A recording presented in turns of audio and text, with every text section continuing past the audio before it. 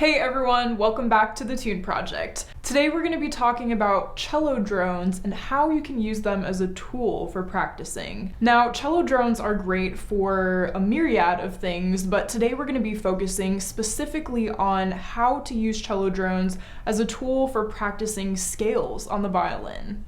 So for those of you who are unfamiliar with the term cello drone, it's pretty self-explanatory. It is a drone played on the cello. So the nice thing about having these notes played on the cello rather than on the violin is we have more bass happening rather than the treble that the violin already creates in itself. So basically it's when a cello plays a note sustained for any length of time. And right here on YouTube, you can find all sorts of videos of tracks of cello drones for any note under the sun. So because I'm not really sure about how YouTube feels about me playing a track of a cello drone just for copyright reasons and things like that, I am instead just going to kind of explain how the process works, how I practice scales with cello drones, and how it might help you as well.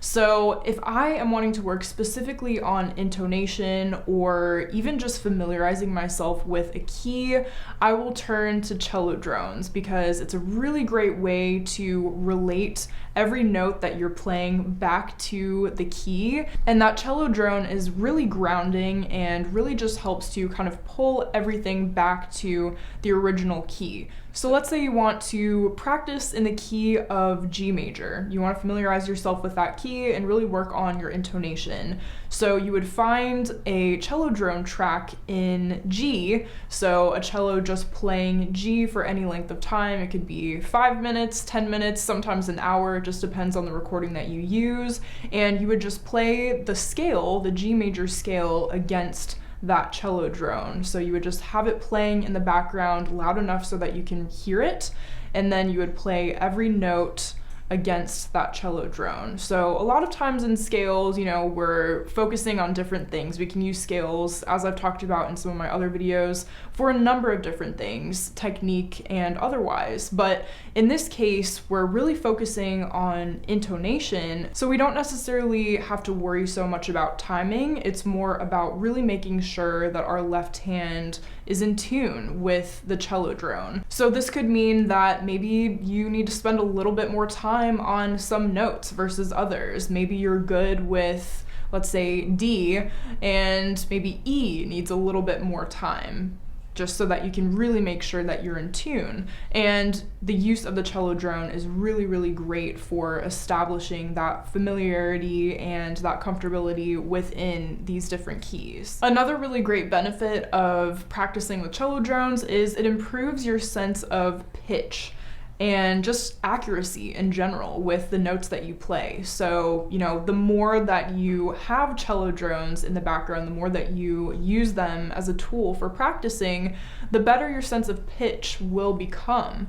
And, that's not to say that you're necessarily working specifically on pitch. Even if you're working on other things with the cello drone, as long as you have it going, as long as you have it playing in the background, you inevitably will have a better sense of pitch. And this in turn also improves your ear. We talk a lot about ear training on this channel as I teach tunes by ear. So to a degree, most of you probably already are comfortable with learning things by ear and just being able to pick things up by ear, melodies and so forth.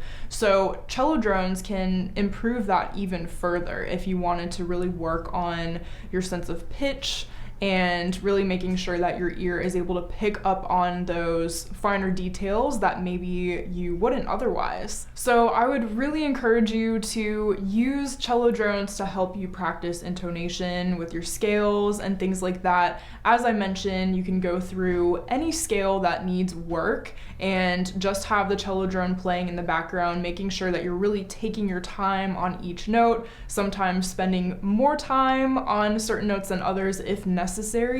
And I would also encourage you to just find different ways to implement cello drones. So I hope you found this topic helpful. If you did, please give this video a thumbs up, and if you're not already subscribed to the Tune Project, I post videos here 2 times a week, so consider hitting that red subscribe button below and the notification bell so that you can be notified each time I upload a new video.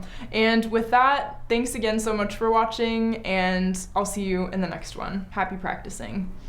If you'd like to further your support of the Tune Project, be sure to head over to patreon.com/thetuneproject for information on that. And if you're planning on buying any music or doing any shopping on Amazon, be sure to head over to the Tune Project website, which I linked in the description box of all of my videos. Click my Amazon banner, and whatever you purchase, a small percentage of that will go toward the Tune Project. This just keeps the Tune Project going and allows me to continue to create free content for you all.